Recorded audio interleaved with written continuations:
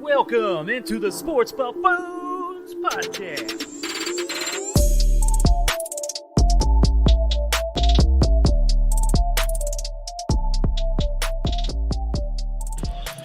Ooh, welcome back on in to the Sports Buffoons Podcast. Ladies and gentlemen, boys and girls, we have the full Buffoon clan here. JG is super pumped over here to the left here of me. And then we got Tanner Dawson. What's up, Tanner? He's back from his vacation. What's up, guys? What's going on? What's up, yo? I missed being here. Well, you missed the show last week. I was on it, just not the entire time. Right. You were there for a bit. You were at like a bar. You had a few drinks going on, I would say. Wait a second. Tanner was on the show last week? Did you forget about that? Why don't I remember that? That's a wow. good question. Might have been some of the cocktails. I don't know. Not doing that again. This is FYI. why we're the buffoons, you guys, because we're here to talk sports with you. We're here to celebrate championships. We're here to talk about opening day tomorrow. We're here to talk about the NBA playoffs about to begin. But first and foremost, guys, we are at Mr. Brew's Tap House here in Overland Park, Kansas, one of our favorite places to hang out in the world. And they have the best goddamn burgers in town, as well as something like 50 beers on tap. 50 beers on tap. I currently have a Martin City Double Secret Hardway IPA, and it's delicious. And they always have breweries of the month, so they always host a different brewery each time. So this week it's Bell's. Was it O'Brien? O'Brien? O'Brien? How do you say it? Bell Oberon? Oberon? Hey. Yeah. Pretty damn good beer right there. And then, of course, burger of the month here is the Derby Burger with bacon and pimento cheese. That actually doesn't look too bad. But Tanner, you had fish and chips today, so you said that was pretty badass. Oh, it was great. The coleslaw is probably the best in town. I'm going to say that up front. Yes, and I've I had agree. a lot of coleslaw. It's one of my favorite things to have on the side. So I had the jalapeno turkey burger. yeah. Jason, good. how was your salad? Not at Mr. Bruce. Yeah, it was amazing. Right now, I'm just having a double Crown and Coke. I actually ordered an Irish car bomb because I had one the other day and it was amazing. But then I found out that it was actually a sissy drink, low ABV. So never doing that ever again. Jason realized for the first time in his life that Guinness is actually like 4% alcohol. And so doing one of those, you're drinking basically a Bud Light. So, newsflash to all yous out there, just because the beer's dark, it does not mean it's high alcohol. I knew about the Guinness. I just thought they were going to put me some special gems in with the rest of it, and that didn't happen. But hey, it's a great, tasty drink, I would say, and you got to give credit for that. But guys, speaking of great things, and I'm sure you guys had some delicious drinks on Monday night during the KU game. I'm personally not a KU fan, you guys. But these two here, of course, are. So I want to give you guys a moment here to just discuss what you thought of the game. I thought it was one of the best college basketball games I've probably ever seen. Oh, it was insane. I mean, it was a record coming back from 15 and a half, 16 down, beginning of the second half as well. And just for the Jayhawks to do what they've done all season long against these tough teams and be able to fight through, especially when they're being outsized. In the end, nutrition, it came down to it. And North Carolina was beat up. They played two guys off the bench, I think, the entire game at the end. So, it was fabulous. I loved it. It was exciting. It was thrilling. I actually got to watch it here with Jason at Mr. Brew's, where I had a Jaeger bomb, by the way, which is way better than, I think, an Irish car bomb. But you did your sport right there. So, it was a fabulous time. Did a little partying afterwards, of course, because you guys celebrate the Jayhawks. It should have been 2 in 2 years. 2020 should have been our national champion as well. But, they did it this year, and that's what counts. And I'm just super proud of everything. Yeah, always got to be proud of my Jayhawks. Going into that game, I said it from the very get-go. I said that North Carolina is only going 5 deep. So they're going to get worn out at some point. They already had a guy that was banged up, then they got banged up again during the game. And I thought, well, if the Jayhawks are going 6 or 7 deep, we have the advantage no matter what the score is at halftime. And I told Tanner at halftime, I said, hey, I would much rather us be in this position, down 15, rather than being up by like 10 or 12 points. I actually told Tanner that at halftime. I was like, you do not want to be up 10 points at the half, and then the other team comes roaring back. But definitely happy with the outcome. I wasn't surprised. I really wasn't I surprised. wasn't overly at all. surprised either. And it's a team I knew we could compete with just for the fact that we had some depth. If McCormick got into trouble, we have a couple freshmen on the back end there that can help out. And I wasn't overly concerned, but the way we started that game, I knew there would be something special in the second half. And it was just a matter of getting that momentum back going because we lost it about 8 minutes left in that first half, and that's what really killed us going into halftime. So, credit to Bill Self for just getting the team rallying, going, and everything. And then also credit to North Carolina's coach. I can't remember his name on the top of my head right now, but hell of a coach. He did a hell of a job with that team. They weren't a team we were talking about to even be contenders of a Elite Eight, let alone national championship. And the way he worked that team after Roy Williams was, retired.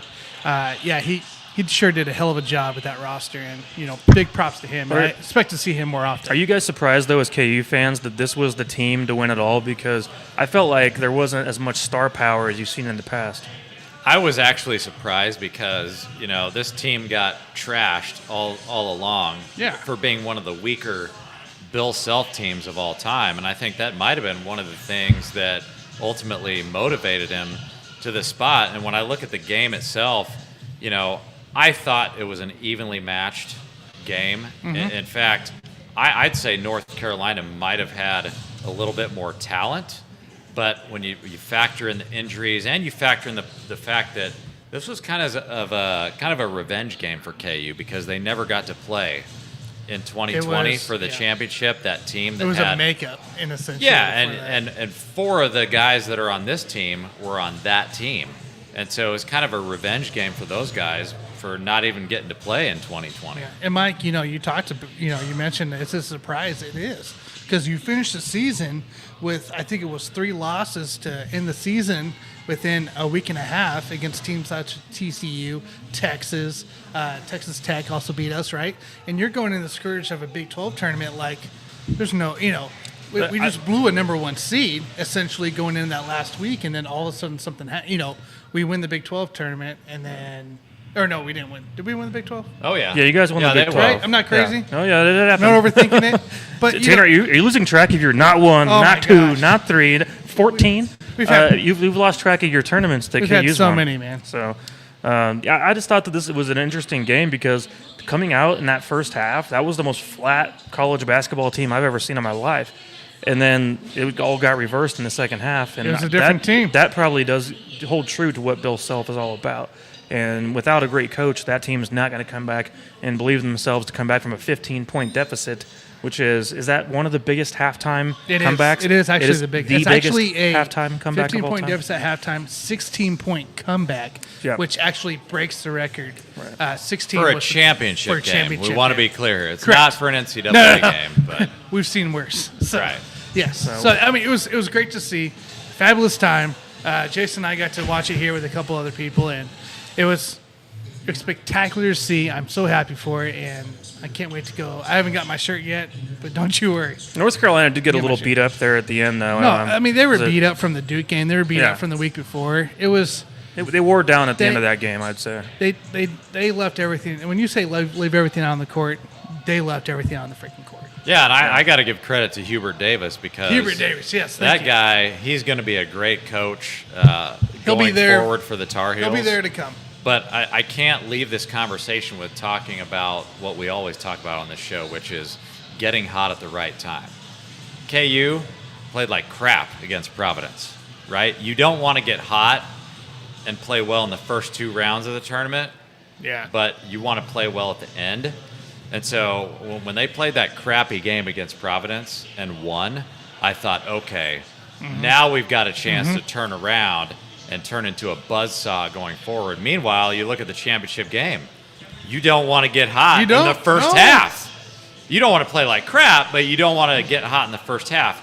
You want to catch fire in the second half, and that's I think we talk about that in all sports on this show. Is like momentum, man. You got to get hot at the right time. You don't want to get hot early, a la the Phoenix Suns, which they've been doing all year long. Not to steal your thunder there, Mike. We'll talk a How little are you bit going to about get them hot later. early all year long when you've literally been the best team all year Because long? you might turn into trash in the playoffs. That's not getting hot early. They don't go in waves. They've We literally were- been good all year long. All right, so we're getting our Jason Phoenix beating out of the way. Oh, now. no, Well, I because got that's it not out a of the way, beat. dude. I got it out of the That's way, what we bro. call a shit take. That's what we call that. No. I got it out of the way, bro. There's plenty more to come. You know, it's exciting time, and Bill Self did a hell of a job. So that's all I'm gonna say. Rot chalk, baby. Rot I chalk. just want to put out there, my grandparents went to Lawrence after the game to party, so that surprised the hell out of me. They're both in their like 70s. Hey. So what did you guys do afterwards? After we closed this place down, and then we went over to Maloney's Maloney's, downtown Overland Park, got downtown trashed. OP, and had a few more drinks and We had an amazing closed that time over upstairs there. bar down. So You know what's funny about that? When the Chiefs won the Super Bowl, I went to Maloney's too. Somehow Maloney's is the place to be. They're open. Nice. That's actually great stuff right there. So right quick, Tanner, MOP. Would you have given that to Abaji or David McCormick? Probably McCormick. McCormick, I think, had the biggest impact, the toughest task. So you had to shut down, what's his name? A body or something like that. I can't remember his name, but the guy that he was beat up with an ankle injury. Bacote? I don't know how to pronounce the name. Yeah, but- Armando Bacote? Yeah, Bacote. There you go.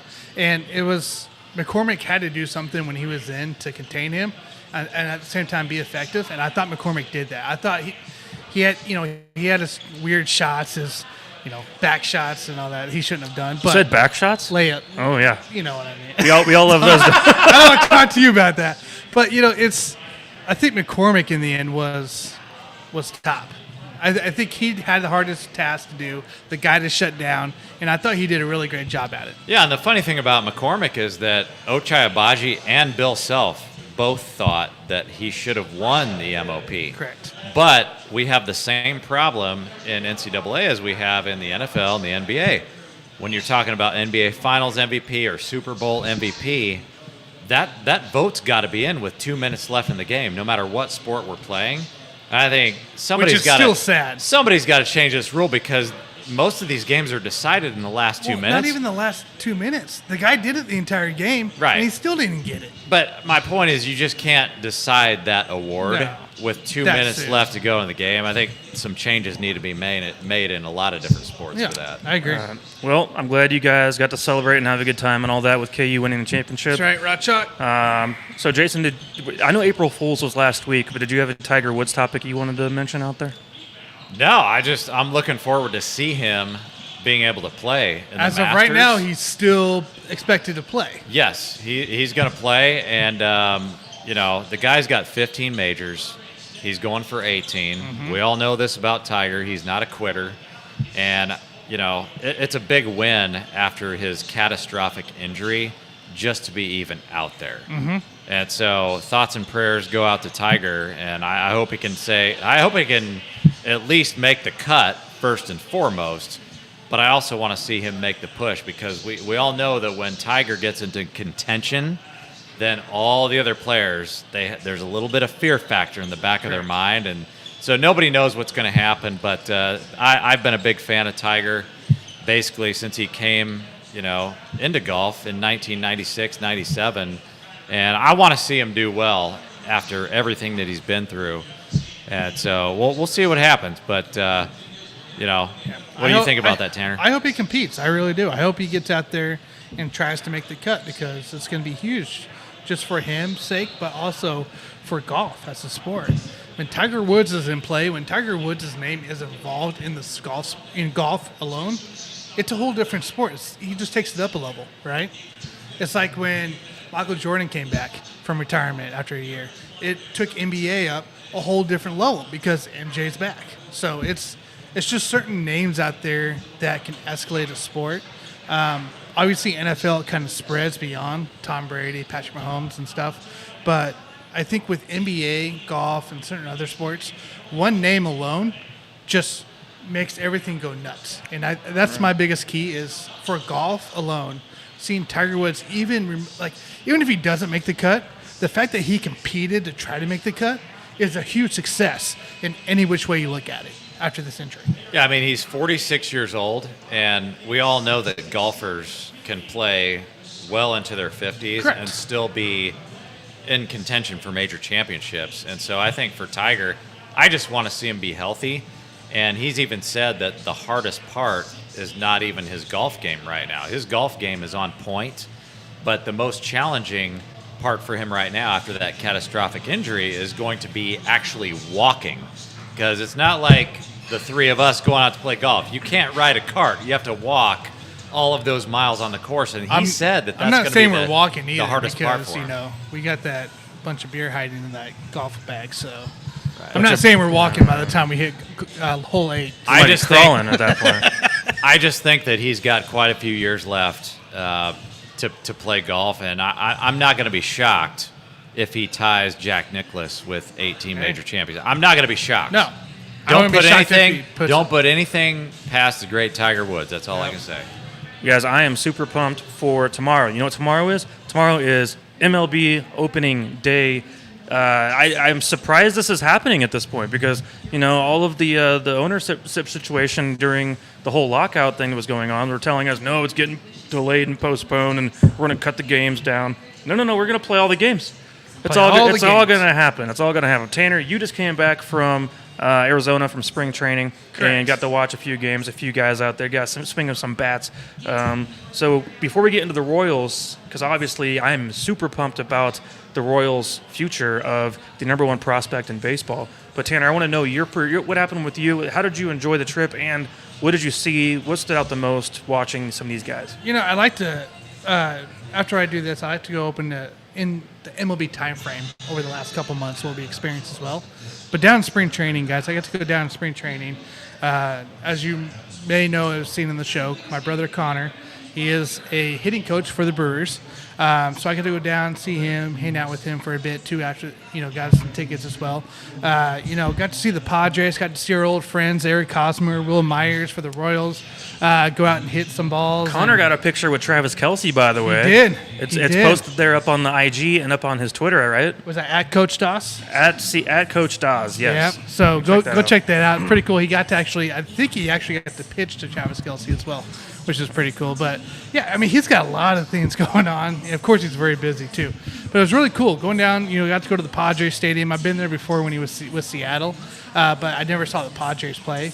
Just seeing those guys up close. The next day, we were back at the Milwaukee facility, brand new facility, by the way, as a couple years ago, for down there in Arizona.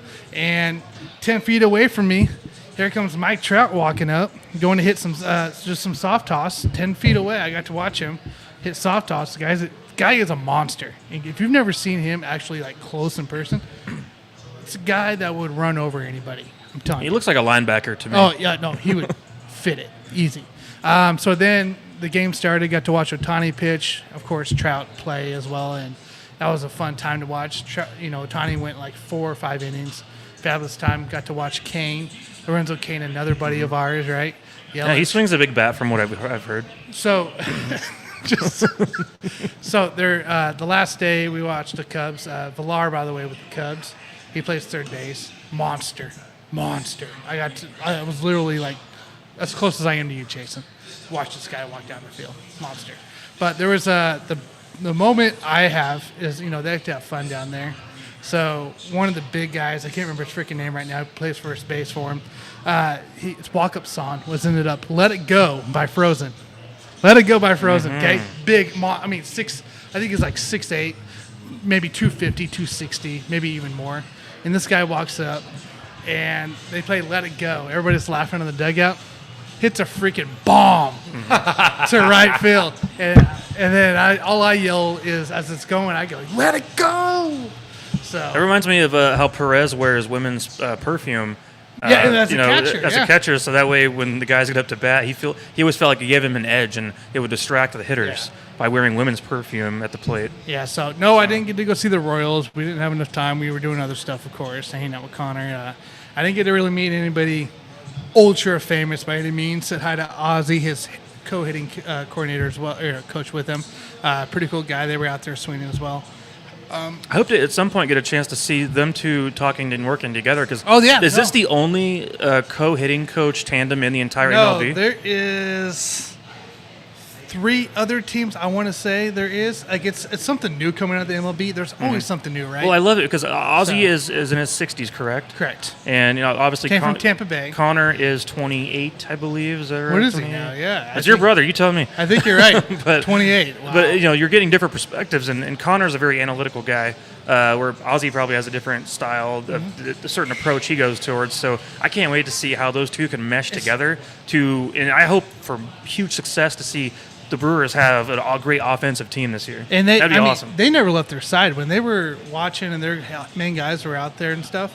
I mean, literally, if Connor would go down, Ozzy would go down. If Ozzy came up, Connor would come up. So Did they go to the bathroom at the same They time? might have too? held each other too. I don't know, but I mean, it was pretty cool. Connor also did an interview, which I think you can catch on MLB app as well. He did a interview during the Thursday or Friday game, and that was kind of cool. Just see him on the side, like you see, spring training. Those guys do interviews in the dugout, just sitting there right there, just chilling and talking to people. I haven't got to actually view it yet, but I wanted to go down and heckle him, and then. Just one other guy I got to see from a little distance, but J.J. Watt showed up to the game on Thursday, which is kind of cool. So that guy he's always a broke dick in the NFL these days. He might as well look into baseball. well, he's a massive human being either way. Yes, I know.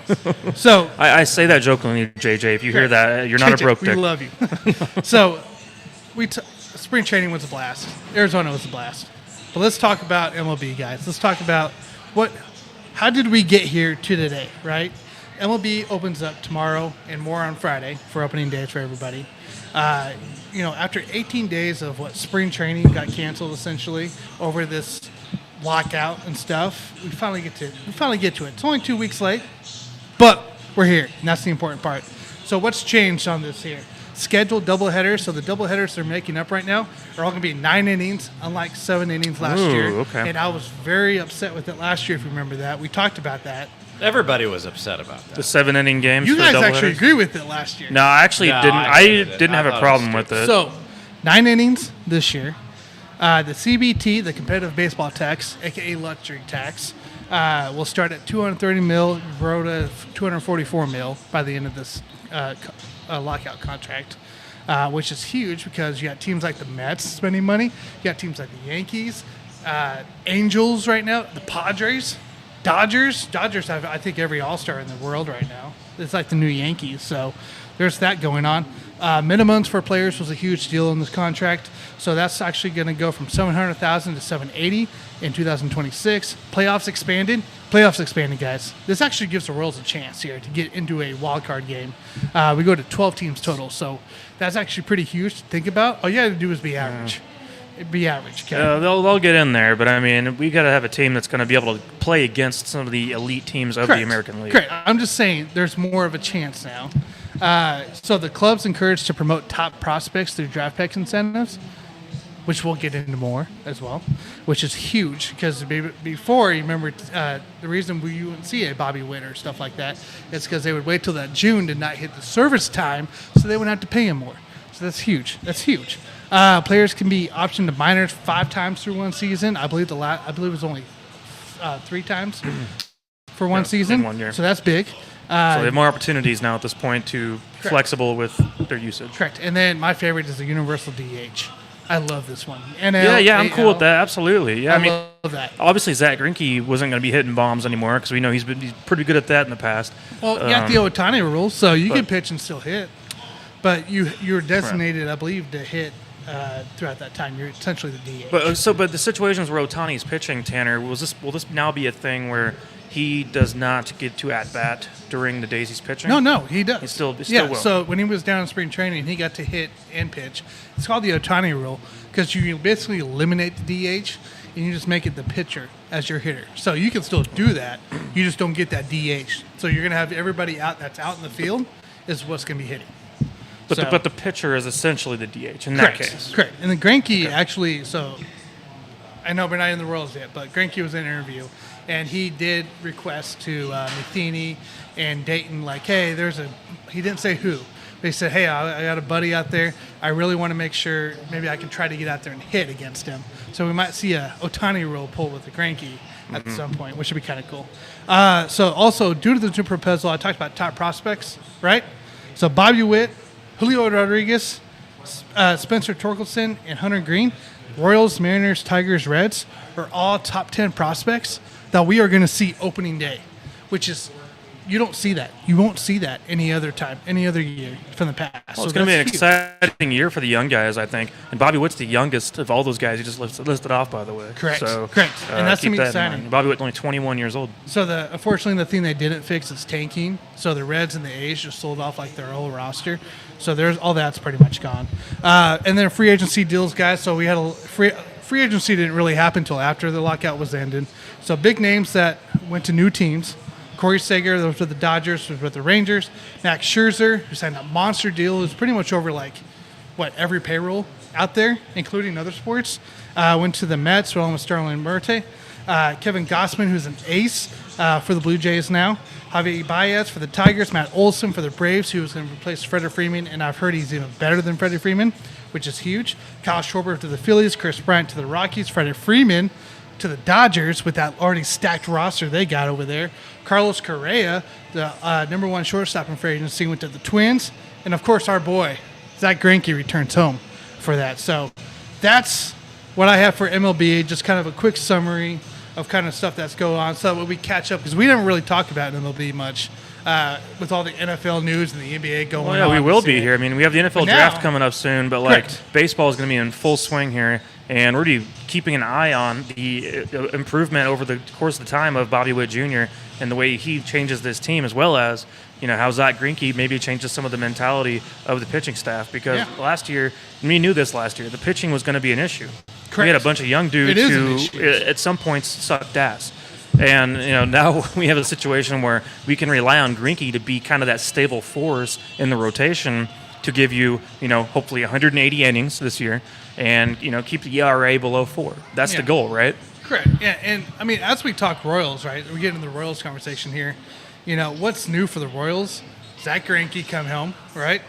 Bobby Witt starting, promoted. I don't know if Third you guys, baseman, by the way. Yes, as a third baseman. I don't know if you guys saw the TikTok yet today. I wish I had it pulled up and I would share it with y'all. But look up the Kansas City Royals TikTok. It shows him, Merrifield, and Salvi and Matheny. Matheny basically saying, "Hey, Bobby, it's your turn. Time's right." So coolest thing out there. Really. Right. good to I see. think we felt that way last year, even watching him in the minor leagues, seeing him jump from AA to AAA so fast. It's like we knew he could play right away. Even if the rules didn't change, when you have a guy going back-to-back years hitting over 400, how hard is that to freaking keep him in the minor leagues? And by the way, in spring training, Bobby Witt batted a 406. Yeah. In spring training. So keep that in mind too. So I mean, this is a guy we're looking at right now who's just a natural at the game, and he's just going to grow into his body as time goes on, as a young kid does. And that's when it's going to be really dangerous to see him mature. It is. And Bobby Witt's going to be exciting. And then the only other addition we had that was anything, major, I guess, in a way, is Amir Garrett from the Reds. I was part of the Mike Minor trade earlier this offseason. I love that trade, and Terry. he's going to be a great bullpen guy, a great closer. He's young, too. He's angry. Yeah. He's got an attitude to him. We've seen him have some fights It's in going the to be past. fabulous out there. I like a guy who's going to have some fire to him as a relief pitcher, because those are the guys that he puts some intimidation into your eyes when you know that he's kind of nasty, and so that's something to watch for. That's what I like to see. So, guys, based off the roster, we know, right? We already know. Pretty much got the same pitchers from last year. You got the same hitters from last year. You kind of got the same roster in a way. What's our But they've gotten expectations? better. I mean, we have a similar roster as last year, but it's gotten better. I would say comparatively to last year. And I think at some point, Experience, too, it's gonna help. Nick Prado will come up at some point this season. I believe that personally, to add to the first base rotation with Carlos Santana, who's old as dirt. And I just think that's going to happen sometime in the next few months. But as far as the expectation for this team, I'll tell you the odds right now. We're at 74.5 on the betting odds for the entire season of wins. So I asked you guys last year, 1 year ago from basically today, I asked you guys, are the Royals going to be over or under? And I gave you guys 76, I believe. Where I'm going to give you guys this, over or under 81 wins for the Royals this coming season.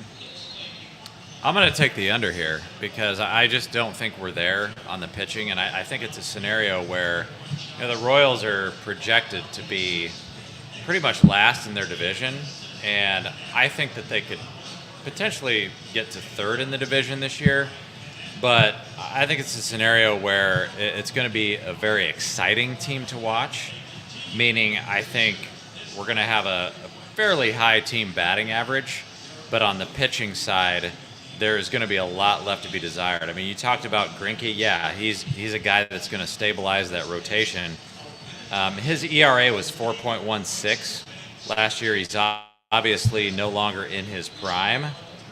He could still have a good year, but I look at the rotation and the bullpen, and I think that's a potential disaster. You look at the rotation. I mean, Brady Singer, yeah, everybody is expecting him to take a step forward this year, but outside of that, I don't have high hopes about the rotation and the bullpen. And so I think could be an exciting team to watch offensively, but the pitching is going to be a problem for me. I agree. Same thing as last year. Pitching was the youth, and then also these guys were inconsistent. And we all had high hopes for Brady Singer, and now we're looking at him kind of, is he really part of the rotation? I don't know right now. He is part of the rotation, but he was really not great this spring training. He really wasn't. I think there's concerns there. And the thing is about this rotation in general is that we have a lot of things that could go either way. Either some of these guys could break out, and suddenly you see one of these guys put up a 3 ERA for the whole season and become a stud. Or it could be a guy who goes down to 6 ERA, and now that's his year for the year. So, I'm going under as well, right? I don't believe we're going to touch 80, let alone 70. Was it 74? 74.5 is the over-under. I take the under of that.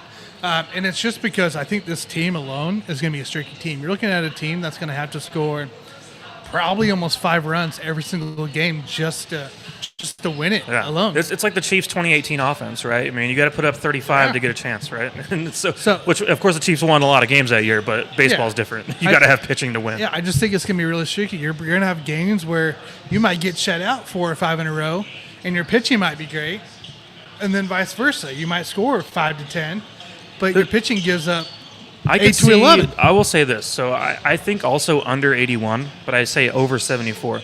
But I think this team could be reminiscent of the 2003 Royals team that had a really, really good offense and a good batting average, but the pitching with Darryl May and some of those turds ended up becoming a big issue down the line of that season. They ended up winning in that season, I believe, 83 games in that year, if I'm correct.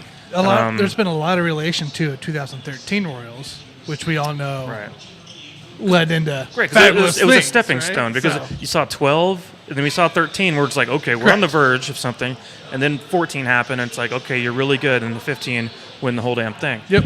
Difference is this time, I think most of your big pieces, if that was to happen here in the next 2 years, should still stick around with this team because you still have up-and-coming young prospects that are going to be a part of this roster. I think you're going to see, too, as long as even if we do really well going into trade deadline, you're going to see a lot of moves start happening. You're going to see Carlos Santana maybe go for a cheap deal. You might see a Ryan O'Hearn or Hunter Dozier even, possibly if he performs really well. So you can see some moves because we got some guys in the minors that are just itching to get up here, but we don't have the space for him or the spots. If Dozier goes around batting 220 again, get his ass off the roster. I'm not putting up with it. I'm sick of it because there's better guys in the minors right now that could put up better than 220. Meanwhile, if he bats like 280, trade him immediately. I mean, if your record's in the shitter and he's batting 280, you might as well. And now, obviously, I believe Merrifield's now off the table. Mike, you saw earlier today when I showed up here at Mr. Brews, but there was an extension made with Merrifield. We picked up his option, and then there was a mutual option as well given for the next. It looks like at least 2 more years for Whit Merrifield. That's cool. So that I think that clears him that he's going to be a Royal pretty much for his career. Right, because at 30, he'll be 35 here in 2 years. Yeah. And so we'll kind of go from there on the whole thing. So I think we all say under 81 on the over-under on that. So we say under 81, but do we say last place in the AL Central? I could potentially see third. It wouldn't shock me if they hit third place. I could see fourth. Okay. Yeah, I'm thinking fourth on that whole thing. I'm going fourth as well. Now, obviously, this is a team that has a wide range, though. Because as I just talked about, if the pitching can get it all together, they have a chance to go, all the way to second. I don't think they're going to become first because I think the White Sox have the favorites. I think the White Sox and Twins are going to be your top two. Tigers will probably be There are guys that'll be in and out of second. Guardians, I believe, are going to be the last place. So, But I mean, they could come down to a situation where they barely make the playoffs in like a play-in situation, like the NBA has at this point.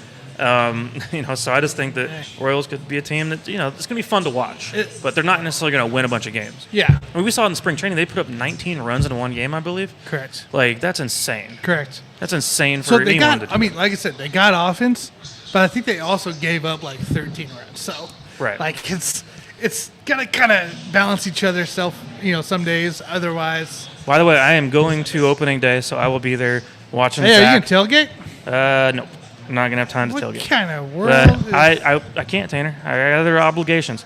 But I'm going to go see Zach Greinke but return at the same time as watching Bobby Witt Jr.'s official first game as a Royal. That's still gonna be fabulous. I'm looking there. forward to that. It's gonna be a little so chilly, so make sure you take a jacket. That's fine. I know you don't like jackets, so I'll go out and party boy the whole place and strip the shirt off, get down to your underwear, and start dancing. we see Mike across the field on my MLB TV app. There we go. And I saw that WrestleMania actually. Chris from Jackass came out. He did. And He did a little did. party boy. That was some fun stuff. I loved it. Ripped it all off too. Yeah, it was Johnny Knoxville faced Sami Zayn, and they pulled out all the Jackass stunts in that match. It was hilarious. It was the best scripted wrestling I've seen in a bit.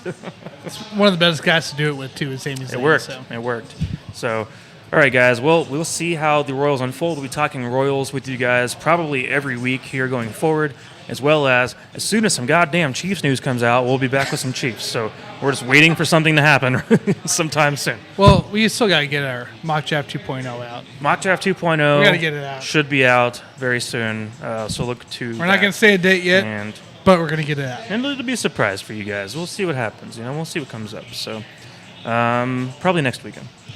But with that said, guys, the NBA playoffs are right around the corner, and I'm happy with my situation as a Suns fan. Obviously, finished with the best record in the NBA. Now the NBA play-ins begin here on April 12th, I believe. Yeah, that sounds right. And we're going to be seeing some of these teams who can squeeze in there to end up facing teams like the Suns. Now, I think this is kind of a turd situation of a bunch of teams who really don't matter. We're talking about watching the Pelicans face the Spurs, 9-10. We're watching the Timberwolves face the Clippers, 7-8. And on the other side, we have the Hawks and the Hornets, and then Cavs and Nets. Out of all those teams, the only one I really give a damn about are probably the Nets, just because they have the most upside of all those teams. But I will say this, if the Cavs steal a win against the Nets, then that's going to be a fun team to see, because I think they're sneaky good. I think, yeah. So, anyways, Tanner, tell me your NBA play-in thoughts real quick. Look, it's a weird tournament. It's a weird style. I'm still not used to this. So, but I think you actually got a couple of guys that could give Memphis and the Suns some trouble. I really do. If you get a Minnesota team in there, and I believe still the Pelicans, CJ McCollum, and possibly Zion still may play. They have not ruled him out of the play-on tournament. They have not ruled him out for the season. He's out there practicing. He could still play. If he gets out there with CJ, that's a different Pelicans team right there, right? Like, you disagree with me, Jason, on that? I don't think it matters. I think Minnesota's a better team. And honestly, the only thing you're going to do is potentially get Zion injured again. And even if he doesn't get injured, they're not going anywhere, even if they come out of there. But, for me, Minnesota's been leading the pack as far as this play-in tournament is concerned. The problem with that, though, is that Patrick Beverley is dealing with a bad left ankle right now. Yeah, that's true, too. And so the Clippers, to me, are not relevant. And honestly, I could see the Spurs winning the entire West bracket. Now, are you saying that play-in. biasedly with the Spurs? 'Cause Yes. I am I biased. really feel like that's a biased statement. I am slightly biased, but the fact that I'm giving credit to Patrick Beverley because I understand he's not a household name, but he's one of my favorite players in the NBA. He's not 100% right now. He's playing on a bum ankle, and I thought that the Timberwolves were the best team as far as the play-in is concerned, and I'm just not – without him on the court, yeah, you got Karl Anthony Towns, Anthony Edwards, D'Angelo Russell, but the Spurs are 100% healthy right now. They beat the Denver Nuggets in the high altitude the other day. That's true. That is true. Jokic was on the court. I'll give you that. DeJounte Murray was out. Okay? So if you can beat the Nuggets, former MVP Nikola Jokic on the road, like the Spurs are a legit team. So yes, I'll say that it is a semi-biased take, but I'm just taking more credit away from the other three teams than I am giving credit to the Spurs. Gotcha. I just think Understand. that, though, like you said, Mike, they're a bunch of turds, right? So anybody can come. You got it, 4 turds. Anybody can come out of that bracket. My prediction is going to be Timberwolves and Pelicans. So Timberwolves, Pelicans. Okay. out of that conference. So looking at a team that's 35 and 44, like what is it that intrigues you about that? Like what makes you think that they are going to do a damn thing going against the Timberwolves who were 45 and 35 the over Pelicans the had course the of the season? CJ McCollum trade. The CJ McCollum trade completely changed around that franchise. Well, at that point, we have to ask, what's the record since the trade then? Is that really making an impact? Because that's when you can really get down to the nitty-gritty of what that's created now for that team. I mean, I'll keep my looking favorite at matchup of the whole thing is Cavs and Nets. Just because I think the Cavs are sneaky good, have a good defense, and I think the Nets have high upside. And so you're watching a team who is great at stopping versus a team who has potential to put up 130. And so It's true. for me, I enjoy that. And right now, the Nets are actually losing to the Knicks, 58-72 as we speak live. So it's not a great look. And the Nets are a team that's been disappointing now 2 years in a row, you guys. So we like to talk about them because they got some stars, or at least they had some. Harden's now gone. But they just don't produce. And I've always cared about production, which is why I'm not going to get into it, but that's why I care about the Suns so much. Yeah, I mean, basically the Eastern Conference play-in, that's basically you've got the Nets, and then you've got 3 other turds. Going back to your point about the turds, Mike. But, the Nets, they've got their own problems. I like Atlanta offensively. I think that if you're looking at a one-game playoff, Atlanta can put up a lot of points. They've got a lot of offensive weapons. They don't play any defense, but neither do the Nets. And so, I mean, I obviously like the Nets to come out of that play-in tournament for the Eastern Conference. But moving forward, the Nets are just not going to do anything. I could see the Nets going out in the first round. I could see the Nets going out in the second round. My biggest problem with them is, you've got Kyrie and KD. Yeah, they can put up points, but that team doesn't play any defense either. Your 2 best defenders are basically Ben Simmons, one of the best defenders in the league, not going to play. You've got Joe Harris, who's a really good defender, not going to play. You're not going to do anything in the NBA playoffs if you can't play defense. And so while I think the Nets are going to come out of that play-in tournament, it's kind of all for naught. And by the way, they're not going anywhere. The one team who has now been knocked out as of last night of the play-in tournament is the Lakers. LeBron James once again didn't show up. He knew it was the writing on the wall because they're facing the Suns. So he basically just sold it all in, mailed it all in, and put up the worst record in his career with a team. So at this point with LeBron, we talked about him being washed up the last couple of years. And I understand he put up some good points per game. Yeah, 30 points a game, that's nice, right? That's nice. But there's more to the sport than that. You got to be available. The guy was available. Are you talking about Anthony Davis? Now I'm talking about LeBron James. LeBron James. Who has had a the really guy, hard The guy time that carried this with team being available. to even be remotely in the top. You mean the team that he put together of superstars, ex-superstars? He can put together whoever he wants. He can't make the Right. players play himself, right? This was he all can do done is by put him, himself. by design. This So was you're his saying choice all LeBron along. the GM, not the LeBron the player. The player is also LeBron the GM is what you're saying. on the way down. What are you talking about, LeBron the player? I'm not the guy saying- just had a freaking great season. I'm not saying that he should just give it up right now. He could play one more year. Are you saying that LeBron needs to carry this team to a playoff by himself? with No, a bunch because of he's scrubs? done that in the past with other teams. He's done that with the Cavs. but this is what, It doesn't matter. He's done that 38-year-old in the, LeBron? That's my point. He's washed up. He's not washed It's up. done. It's over.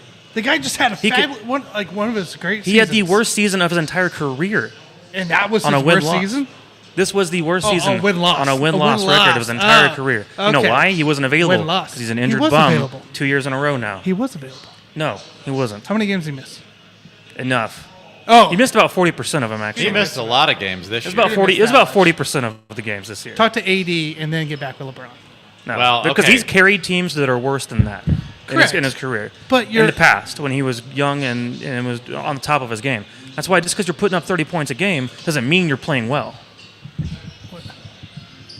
What do you think the Lakers would even finish at this point with LeBron not even being there? They'd be down in last place. They'd be the Cavaliers when Kyrie Irving was point guard before LeBron came back to him. This is what the Lakers would be. With AD, be down there. Russell Westbrook, I just them all. know I've seen a guy meld in now at this point, Hey, and whatever. I mean, you guys called Tom things have Brady come being up washed, recently, and he seems to be missing some games, and it's not because of an injury. It's because he doesn't want to be there. Well, Okay, so let's do a reset here. So my point about the Lakers would be is that they are 11 and 10, guys. 11 and 10 when the big three play in the game. Okay? When your big three is 11 and 10, that's your first problem. are you talking about Because with AD? I'm talking about AD, Westbrook, and LeBron. When those three play in the game, they are 11 and 10. That's not a very good team, and it's not a very good big You're three. telling me 79 games, and you're worried about an 11 and 10 record with Yeah. 3 guys? Because the Are rest you of the kidding roster, me? the rest of the roster is a dumpster fire. And why is the roster a dumpster fire? Because LeBron James, the player, who had an amazing season. Okay, I'm not going he to had a sell great him season short. as a he player. was 38-6. He is still in the running for the scoring title. He didn't have a great season. He had No. an amazing season as a player. The problem is LeBron, the general manager, is a dumpster fire. He's about as bad as Michael Jordan is as an owner in the NBA because we're all trying to throw some blame around here. Everybody wants to blame Rob Pelinka. Well, guess what? Rob Pelinka did whatever the heck LeBron James wanted him to do. Do you really think that Rob Pelinka wanted to bring in Russell Westbrook, Dwight Howard, and Carmelo Anthony, and a bunch of other old guys, along with a younger guy, the only young guy, by the way, of Malik Monk? I don't think, guys, Dwight Howard was drafted in 2004. He's 36 years old. He's old. Carmelo was drafted in 2003. All right? After being KU. And he's 37 years old. Do you really think Rob Pelinka would bring those guys in? No. It's LeBron James because he wants experienced guys. He doesn't care about their age. He doesn't like to play with young players for whatever reason. So, yeah, there's a lot of blame to go around. Frank Vogel's going to get fired, Correct. but that's incorrect because It Frank shouldn't be. Frank Vogel won a championship, right? Shouldn't Why be. would you put the blame on him? He's a great defensive coach. And so a lot of blame to go around, but I think the bulk of the blame goes on LeBron James, the general manager, not LeBron James, the player. So we talked about this a couple months ago, right? So I believe it was 2 weeks ago now. We talked about the Lakers and the projection and everything. I said they would miss the playoffs. I was right. But then we talked a couple months ago what this Lakers team was all about, right? And I said he wanted to play with his buddies. Well, here you go.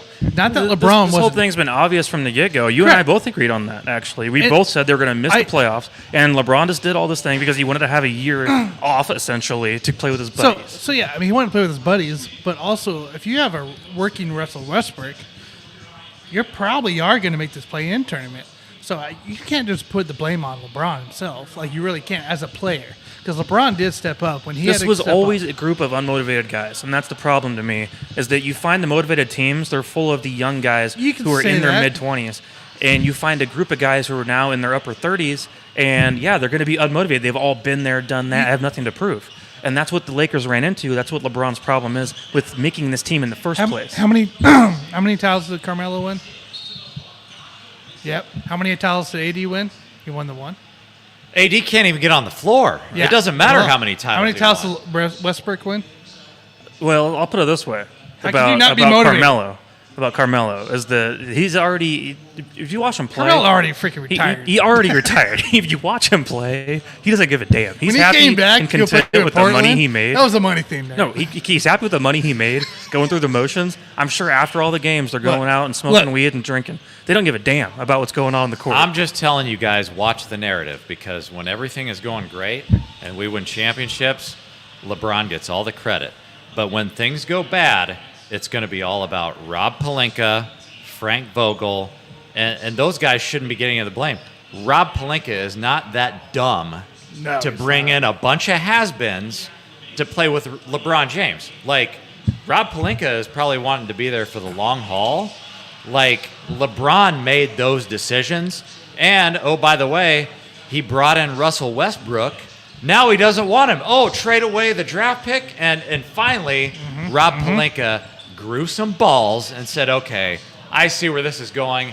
I've made enough mistakes listening to LeBron James. We're not going to play that game anymore. I'm not trading away a damn pick just so I can get Russell Westbrook off the books.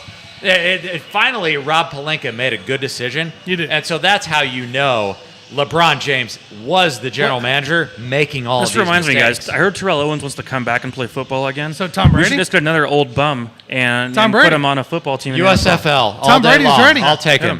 Get Tom him, Brady will get him bring over him. there with Tom. Get him Tom's over doing with the Tom. same damn thing in You know, Tampa. the difference is, even as old as Tom is, he's still driven every single day. Hey. Whereas we have LeBron, who's content with everything that's Are going on. you joking me He's right done. now? He's done, and all the guys on that team are done. Stop. Let me stop. tell you You're about LeBron T.O. trashing right now, and I ain't gonna take Let it. me No, tell you because it's about the fucking It's fact. not the fact. Let me tell you about Terrell Owens. If I'm an owner of a USFL team, bring him on right now. Because nobody cares You're about not the gonna USFL. pay the guy. Nobody cares about it. T.O. ain't gonna I'm go not in front bringing him of onto you. an NFL team. At 50 years old? Go- No, I wouldn't either. Go I with wouldn't. Tom. Go But with I Tom. will say this: Teal could probably do better than what Josh Gordon did last year. And so, I mean, I'm not going to say I want him on the team, but you know, if you could have 5 catches, you could have 5 catches. I don't have anything to say about Josh Gordon. Are you? No, I don't either. I'm just saying. But anyways, I'm glad we got that out of our system, you guys, because we needed to make sure we had some LeBron and Lakers bashing for a while and get that out of our out of our system overall. Because There should be no we need to bashing be for talking about LeBron. the better teams that are now remaining in the playoffs that actually are going to do things and give a damn about winning games, such as the Memphis Grizzlies, such as the Phoenix Suns, such as who are your other 2 top teams in the NBA remaining? Who's going to be competing against those 2? I'm glad you went there first because we need to talk about the Western Conference because I do believe that there are more contenders in the West versus the East. And you take the Phoenix Suns right now, they're plus 15 to win the conference. Warriors are plus 425. Grizzlies are plus 600. And I think that's pretty accurate because Steph Curry is out right now. He's not going to play the rest of the regular season.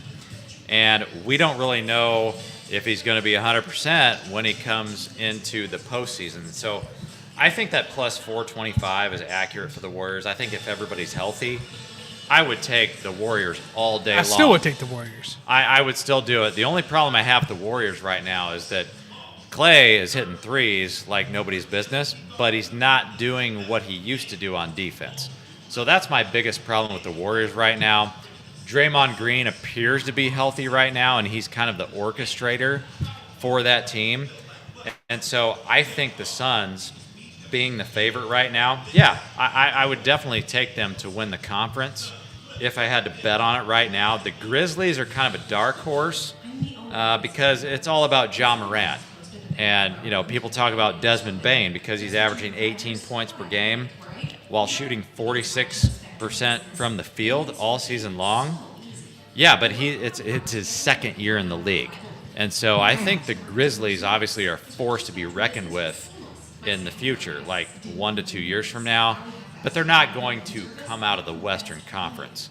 Certainly not when you've got the Suns and the Warriors ahead of you. But you also got to see what happens with John Morant and his knee because he's not being reevaluated until actually I think it's this week. So we got to see what they say about that. Yeah, and that's the problem with both his and Steph Curry's injury is like you don't really know the extent of it. It might be just like a minor thing, and the teams are overreacting and trying to keep them out as long as possible. But yeah, when you get into the playoffs, you got to be healthy, and I guess for me, that's another reason why I would take the Suns as the favorite. And like I said, if I'm betting on the West right now, the Suns are coming out of the West. I'll just say I will not sleep on Memphis. And as much as I love the Suns, I think the Grizzlies have a legitimate shot to upset them in that series when it comes down to it. I think it will happen at some point here in a few weeks, of course. But I'm not going to totally say the Suns are guaranteed to go all the way because I do see the Grizzlies as a threat, and because they're one of those teams who play well, I think, all together, kind of like similar to the Suns do. They play well cohesively, and that's one of the things that I look towards when I'm looking at NBA teams. is who's playing together as togetherness, basically within a team. And Chris Paul being back on the team, healthy right now, he still led the NBA in assists on per game average. And so he's making Devin Booker's job easier. The guy's one of the best passers in the entire game at 38 years old, and Booker's the guy that's getting all the benefits off of working with Chris Paul in this situation. And you talked about a team being cohesive, right? One team that we don't talk about, we don't really believe in for the most part, but a team that's actually been upsetting people, the Dallas Mavericks. Ever since they treated Porzingis and got Dinwiddie, it's been a different team. It's felt a different team to me, and it seems like they're really together. Granted, I don't think they're going to go out and that's why I'm with the Warriors right now. But it's kind of weird to see. I don't feel these that guys. with them. Yeah, and it kind of feels that way watching them without Steph. But once you get Steph in there, I think it's a different ballgame. Sure, it will be. It will be.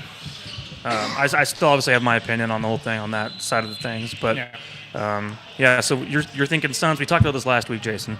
On the other side, you're thinking along the lines of Milwaukee getting back in there again, right? You see a repeat of last year's championship? Yeah, and my biggest point that I want to make about the Eastern Conference right now is that, when we first looked at this, I thought that the Western Conference would be kind of the top-heavy conference, when it would just be like the Warriors and Suns and that's it. But I looked at the East and I thought that there's a bunch of teams that could come out of the East. Now I've kind of changed my entire opinion because we figured out after the James Harden trade that not only are the Nets trash because Ben Simmons isn't playing, the Sixers are trash because not only is James Harden a guy that you could never trust in the playoffs, they've depleted that damn roster by losing Seth Curry and Andre Drummond to the point where they've got no shooters outside of Harden and Embiid. They have nobody to play defense. And so I'm basically taking the Sixers out of the picture. They have no shot. And we thought at first when that trade happened that this put them not over the top, but it put them more in contention. They were on fire, too. They came out blazing. Right away. Yeah. I thought, and you guys can go back and look at this, I thought that the Nets won the trade. But I also thought that Ben Simmons would play. I still think to this day that the Nets won the trade, but you're not going to see the fruits of that until next year when Ben Simmons comes back and Joe Harris comes back from his injury. Under that idea right there you're talking about, they did win the trade because the Clippers aren't going to do anything anyway. Or the Sixers, excuse me. Sixers aren't going to do anything anyway. Clippers aren't either. So Clippers but if the Sixers aren't going to do anything anyway with that trade of James Harden, that means next year is all that matters, which means that's when Ben Simmons can make his standout moves to get back healthy again. Yeah. I tell you what, give it one more year, James Harden might be on the Clippers because this guy likes to be on a different team every fucking year. So, we're going to throw a fit next year. But, going back to the Eastern Conference, I just think that the Nets, they can't play defense. Really, I don't see anybody playing pretty good defense in that league. And all the best defensive teams in that conference, they don't have a lot of weapons on offense. And so the Milwaukee Bucks, you can mark my word right now, you can take to the bank. They are going to run through this conference. It's going to be like LeBron James, his first few years with the Cavs, when the Eastern Conference was trash. Milwaukee Bucks have no competition. There's a lot of people out there that will try to tell you, if Kyrie and Kevin Durant get hot, or, if some of these other teams get hot, these teams are not going to do anything. I promise you right now, the Bucks will win the Eastern Conference, and they will be my early favorite going into the finals. Whether they play the Suns or whoever the hell else they play, I do like the Bucks to win the championship. So I'm not familiar with a lot of the guys, NBA guys' vaccination status, right? I know Kyrie, that's really about it.